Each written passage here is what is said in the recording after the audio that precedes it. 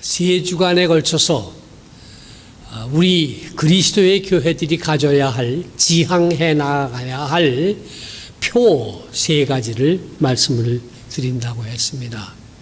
그래서 지난 주일에는 말씀 충만한 교회, 그래서 말씀을 통해서 자아를 발견하는 것이 가장 우선적인 것이다 라고 하는 것을 말씀을 드렸습니다. 그리고 오늘은 사랑 충만한 교회, 그 다음에 다음 주일에는 성령 충만한 교회, 이런 제목으로 말씀을 드리고자 합니다.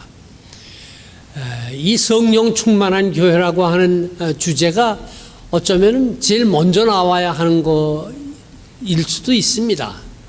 그러나 역시 자아 발견이, 우리가 누구냐, 내가 누구냐, 하나님의 말씀을 통해서 그것을 발견하는 것이 아무래도 먼저이겠다 싶어서 말씀 충만한 교회가 먼저 되어야 되겠다.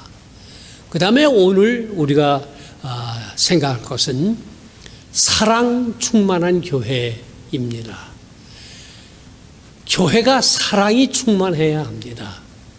그런데 덮어놓고 사랑을 한다고 해서 사랑이 되어지는 것도 아니고 또 그럴 수도 없습니다.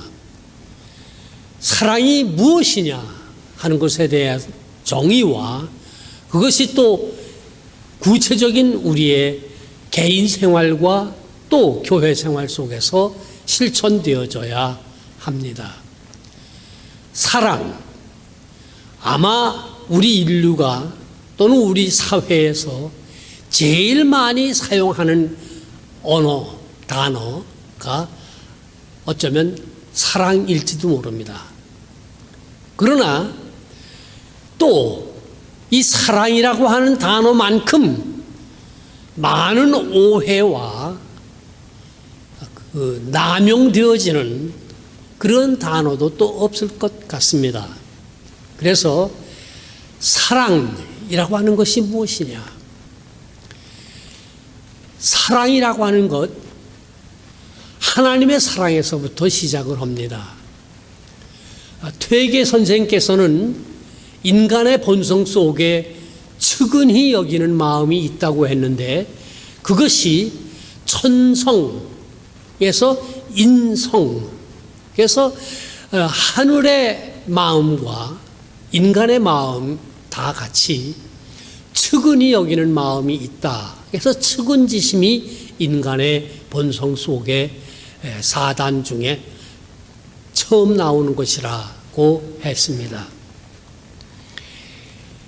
성경에 하나님이 세상을 이처럼 사랑하사 했습니다.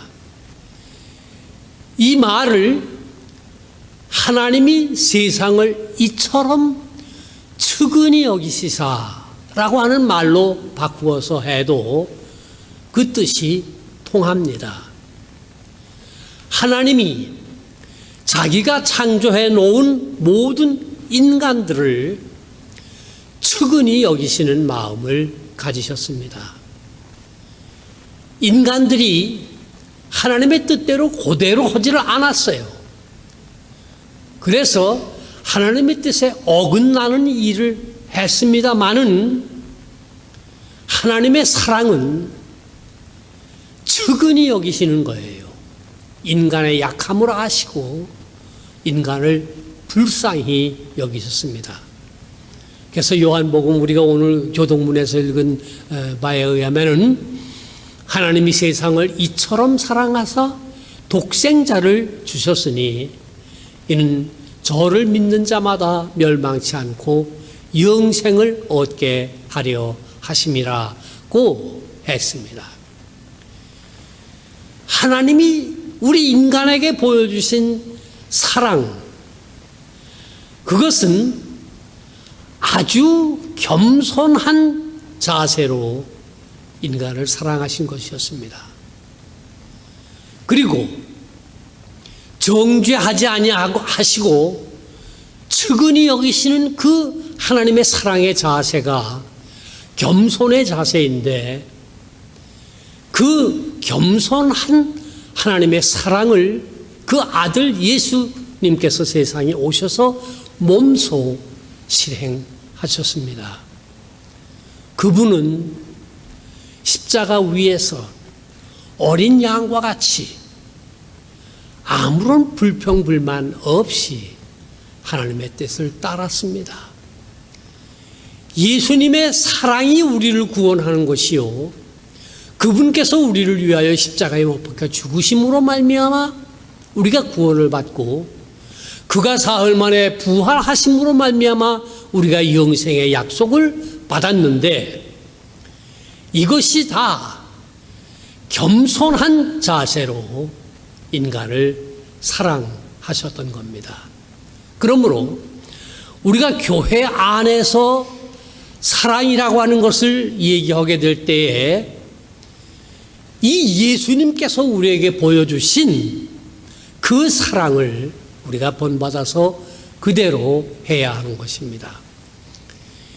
사랑이라고 하는 예수님께서 보여주신, 하나님께서 우리에게 보여주신 그 안에는 전제가 있습니다. 그게 뭐냐 하면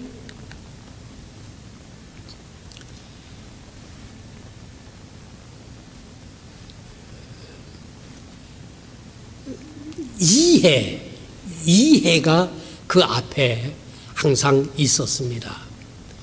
그래서 모든 하나님의 사랑과 예수 그리스도의 은혜로 말미암아 구원을 받은 사람들은 제일 먼저 하나님께로부터 우리가 세상에 왔고, 그리고 하나님의 뜻대로 이 세상에 살다가 다시 그분에게로 되돌아가는 존재라고 하는 사실을 우리가 아는 겁니다. 그래서 구원받은 사람들의 자아의식이라고 하는 것은 내가,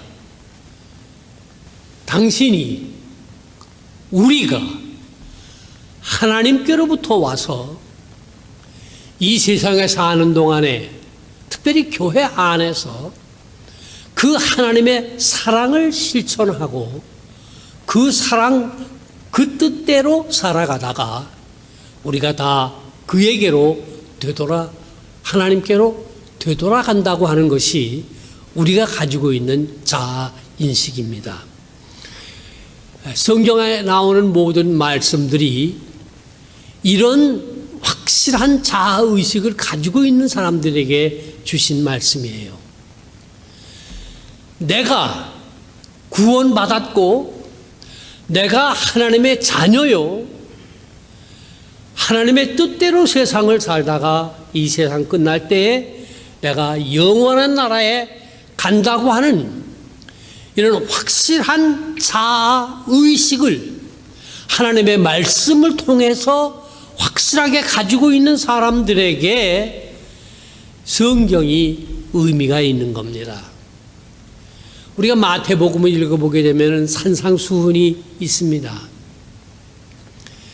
그 가운데 정말 귀한 말씀들이 많이 있지만은 어려운 말들도 있습니다. 실행하기 어려운 것도 있습니다. 그 대표적인 예가, 네 원수가 오른뺨을 치면은 왼뺨을 내놓고 원수까지도 사랑하라고 하신 말씀입니다. 이 말씀은 확실한 자기가 누구인지 자아의식이 없는, 구원받은 확신이 없고 하나님의 자녀라고 하는 확고한 자아의식이 없는 사람들에게는 이 성경에 예수님께서 하신 말씀이 이게 우스갯소리입니다. 실현 불가능한 그런 얘기에 불과합니다. 그러니까 아무런 의미가 없는 거예요. 그런 사람들이, 그 사람들에게는. 오직 하나님의 말씀을 통해서 자기가 누구이고 교회가 어떤 사람들이 모인 곳이고 우리가 마침내 이르를 곳이 어디를 향해서 우리가 가고 있다고 하는 확고한 자아의식을 가지고 있는 사람들만이 실행에 옮길 수 있는 것이 이 예수님의 가르침인 것입니다. 그러니까 자아의식이라고 하는 것이 매우 중요한 것이에요. 자아의식이 없이 세상을 살아가는 많은 사람들이 있는데 그 중에서 우리가 이런 확고한 자아의식을 가지고 살아갈 수 있게 되었다고 하는 것은 지극히 큰 축복이 아닐 수가 없습니다. 그래서 우리가 다 하나님께로부터 와서 이 세상에 살고 있는 동안에 그 하나님의 뜻에 살아가다가 그에게로 영생의 나라로 되돌아간다고 하는 이 자아의식을 가지고 있는 사람들이 지금 살아있는 동안에 이 세상에서 특별히 교회 안에서 해야 할 일이 서로 사랑하는 것입니다. 이 사랑이라고 하는 것이 반드시 그 앞에 이해가 앞서 와야 합니다. 그래서 이해와 사랑, 이것은 반드시 그 연결되어져야지만 실행이 가능한 것입니다. 이 이해라고 하는 것이 뭡니까? 다른 사람을 이해하려고 하면은 그 사람 아래 서야 됩니다. 겸손한 자세를 가져야만, 겸양의 자세를 가진 사람이라야만 다른 사람을 바로 이해할 수가 있는 것입니다. 영어의 그 사전을 보게 되면은 이해라고 하는 말이 understanding입니다. 이거는 아래에 쓴다는 말입니다. 아까 어린 시간에 우리 루하에게 그 얘기를 했는데, 어떤 사람이 새 동네에 집을 사가지고서 이사를 갔습니다. 그 짐을 옮기고 있는데 그 옆집에 사는 사람이 와가지고서 이 동네에 이사 온 것을 환영한다고, 내가 뭘 도와줄 게 없느냐고, 내가 좀 도와줄 텐데 뭘 도와줬으면 좋겠느냐. 그러니까 그 이사 온 사람이 당신 좀 내 앞에서 비키시오 그랬단 말이에요. 왜 그랬느냐? 당신 지금 내 발등 위에 서 있다고. 이게 아주 우스운 미국의 조크입니다. 다른 사람의 발등 위에 서가지고서 그 사람을 도와줄 수가 없습니다. 많은 사람들이 사랑을 한다고 하면서 사랑을 베풀기보다는 많은 사람들을 해치는, 괴롭게 만드는, 슬프게 만드는 그런 일들이 우리가 살고 있는 세상에 많이 있습니다. 왜 그런 일이 생깁니까? 예수님을 본받아 그 예수님께서 하셨던 것과 같은 그런 사랑을 하지 않기 때문에 사랑을 빙자해서 많은 사람을 고통스럽게 만드는 겁니다. 어린아이가 동네 나가서 싸우고 들어왔어요. 그러니까 엄마가 그 아이를 혼냅니다. 잘 통하지가 않으니까 엄마가 매를 들어가지고 종아리를 때렸단 말이에요. 그러니까 애가 웁니다. 처음에는 아파서 우는 거예요. 그 다음에 두 번째는 울음소리가 왕 하고 커집니다. 그 두 번째 진짜 슬퍼서 왕 하고 크게 소리내서 우는 것은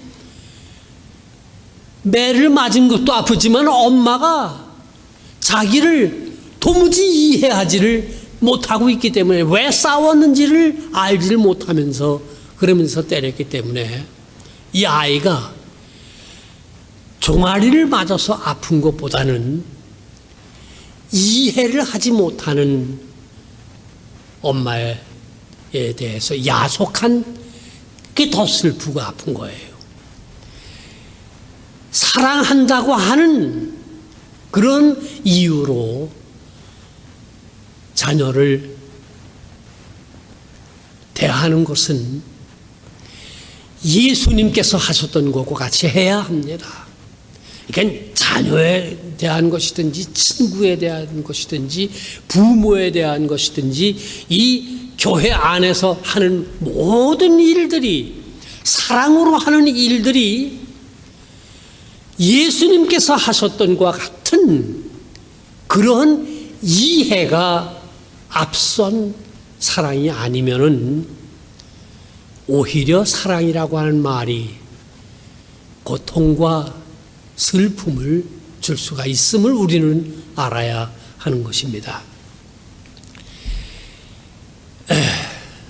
지난 주일날 예배 후에 우리 성도들이 둘러서 가지고서 장영심 집사님의 그 따님이 이제 수술을 앞두고 있다고 해서 우리가 손을 잡고 기도를 했습니다. 그 장 집사님이 자기 딸이 어떤 병으로 수술을 받는다고 하는 그런 얘기를 하는데 참고 어려운 수술인 것 같아요. 제가 그 장 집사님의 얼굴을 보니까 얘기를 하면서 성도들에게 자기 딸에 대한 그 얘기를 하면서 그 얼굴에 나타난 표정과 그것이 정말 그 자기 딸에 대한 컴패션, 연민의 마음과 진정으로 그 사랑하는 자기 딸을 위해서 염려해서 그렇게 얘기하는 그런 얼굴을 보게 됐어요. 우리 다 봤습니다. 이것을 우리가 같이 느끼는 거예요. 제가 어렸을 때 늑막염을 앓은 적이 있었는데 그 아주 고통스러운 거거든요.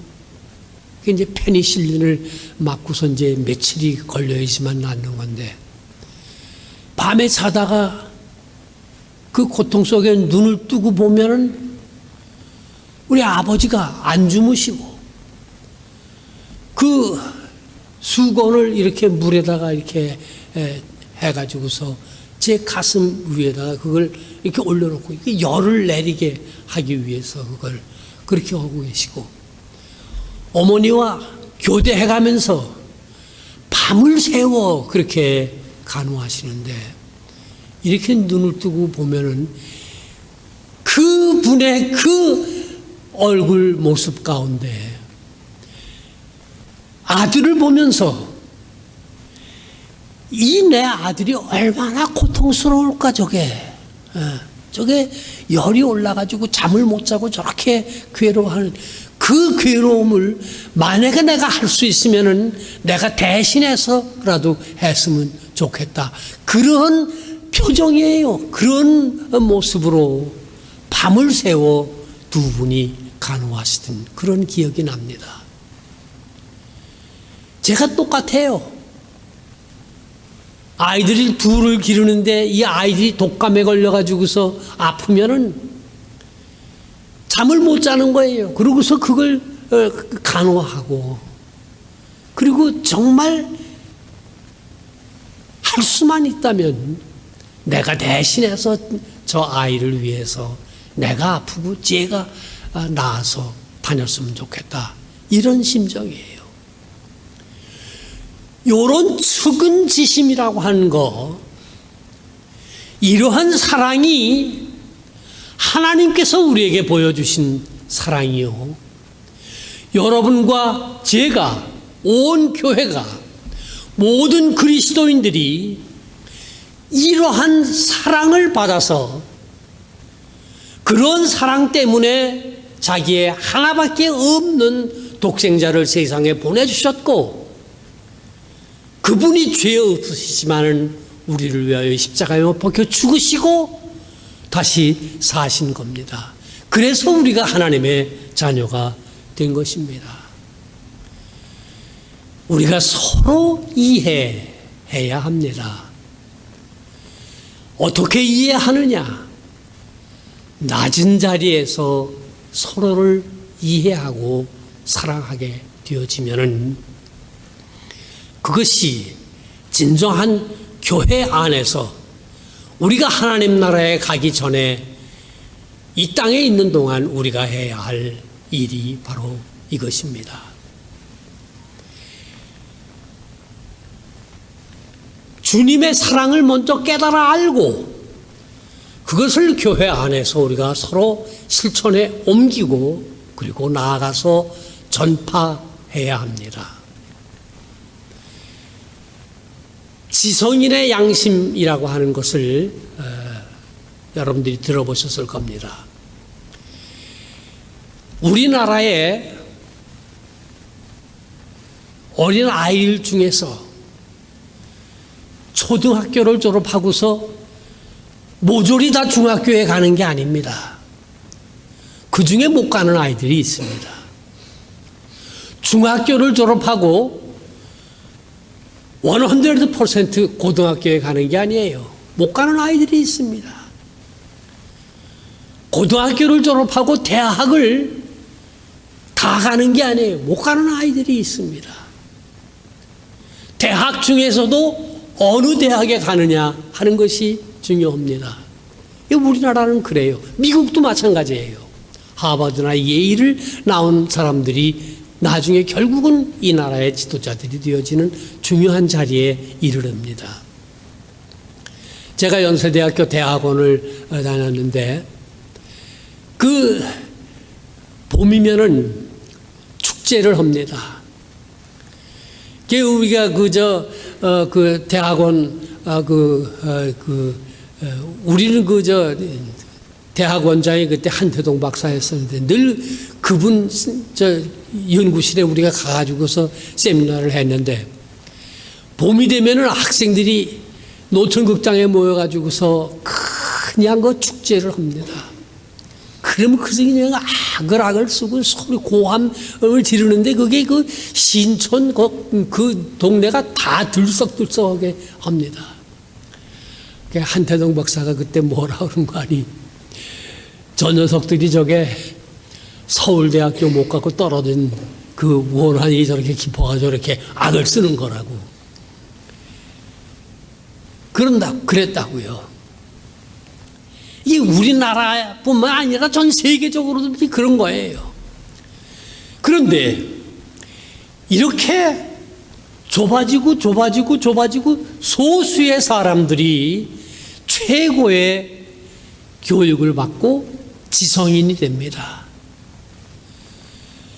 그러면 지성인의 양심이라고 하는 것은 자기가 그런 특별한 그러한 그 여건 속에서 지성인이 된 것을 자기가 잘나서 그렇게 지성인이 됐다고 해가지고서 그걸 자기의 유익과 자기의 이익만을 위해서 쓰면은 지성인의 양심을 거리끼는 거예요. 그런 사람들 우리가 많이 봅니다. 그런데 대체적으로 끝판이 그런 사람들은 좋지가 않아요. 지성인의 양심이라고 하는 것은 내가 특별히 여건이 이렇게 좋아서 이런 지성인의 자리에 이르렀으니 내가 가지고 있는 이 지성, 이 학식, 이 지식, 이 기술 이런 것들을 가지고서 나보다 못한 사람들을 위해서 헌신적이고 봉사하고 그들의 유익을 위해서 사용해야 하겠다.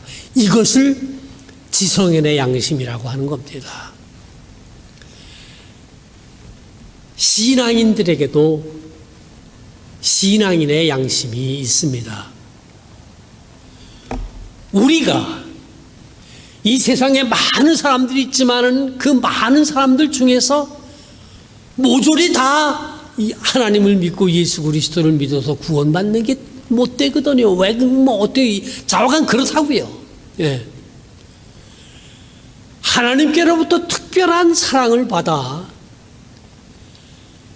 하나님의 말씀에 따라 내가 구원받은 자가 되고 하나님의 자녀가 되고 영생을 소유한 자가 되었으니 이게 나 혼자 구원받았으니까 이거 뭐 잘됐다. 이거 혼자 하늘나라에 가면 되겠다. 이것은 신앙의 양심, 신앙인의 양심이 아니라 이거예요. 내가 구원받았다고 하는 확신을 가지고 영생을 소유하고 그것이 하나님께서 나를 측은히 여기시고 예수 그리스도께서 겸손히 세상에 오셔서 나를 위하여 죽으시고 사셨다고 하는 그 주님의 은혜를 정말로 믿고 교회 안에서 모든 성도들이 서로 사랑하고 아끼고 격려하고 돌보고 이렇게 하면서 이것을 나아가서 다른 사람들에게 전파해야 하는 겁니다. 이것이 신앙인의 양심이에요. 양심에 거리낌이 있으면 거기에 진심한 기쁨이 있을 수 없습니다. 예. 나 혼자 잘 배우고 공부해가지고서 좋은 대학 나와가지고서 좋은 잡을 가지고 좋은 기업을 가지고 이렇게 해서 자기 혼자 그래서 아주 그래서 혼자 그렇게 하고 있으면 그게 진정한 기쁨이 아니라 이것이에요. 왜냐? 그것은 양심에 거리끼는 지성인의 양심에 거리끼는 기쁨이기 때문에 진정한 기쁨이 아닙니다. 신앙인의 기쁨이라고 하는 것은 예수 그리스도를 본받아 서로 섬기고 서로 아껴주고 서로 위해주고 격려하고 내가 그를 정말 겸손한 자세로 섬기고 사랑해줘서 얼굴에 근심이 가득했던 그 사람의 얼굴이 복음을 받아들이고 예수 그리스도를 받아들여서 그 근심 걱정이 그 얼굴에서 사라지고 그 얼굴에 환한 웃음과 기쁨이 나타나는 그것을 보면서 내가 진심으로 기뻐할 수 있다고 하면은 이게 양심의 거리낌이 없는 기쁨인 것입니다. 우리 주위에 아직도 하나님을 알지 못하고 예수 그리스도의 사랑을 모르는 사람들이 있습니다. 이들에게 나아가서 담대하게 그러나 겸손하게 이 복음의 말씀을 전해 구원받는 자의 숫자를 늘리는 것이 우리가 지성인으로서 또 신앙인으로서 당연히 마땅히 해야 할 일인데 이 마땅한 일을 하는 우리들에게 진정한 기쁨이 있게 되어지는 것입니다. 확실한 자아의식을 가지고 교회 안에서 우리가 서로 사랑하고 그리고 지성인 진정한 신앙인으로서 복음을 전파하는 일을 잘 감당하다가 다 함께 우리 손잡고 영생의 나라에 이르시기를 주님의 이름으로 축원합니다. 아멘. 기도하시겠습니다.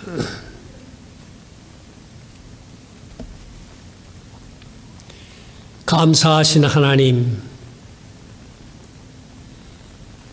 우리 성도들 중에 사랑하는 가족을 잃고 슬퍼하는 가정이 있습니다. 주님, 저들과 함께 계시며 저들을 위로하시며 저들에게 소망을 주시옵소서. 우리 성도 중에 사랑하는 자녀의 중한 수술을 앞두고 있는 성도가 있습니다. 그를 기억하여 주시고 위로하여 주시며 소망을 가지게 하여 주시옵시고 주님의 손을 항상 붙들게 이끌어 주시옵소서. 우리 교회가 진정으로 그리스도의 사랑을 실천하며 이 사랑 안에서 진정한 기쁨을 늘 맛보는 교회로 저희를 축복하여 주시옵소서. 살아계신 예수님의 이름으로 감사하옵고 기도 올리옵나이다. 아멘.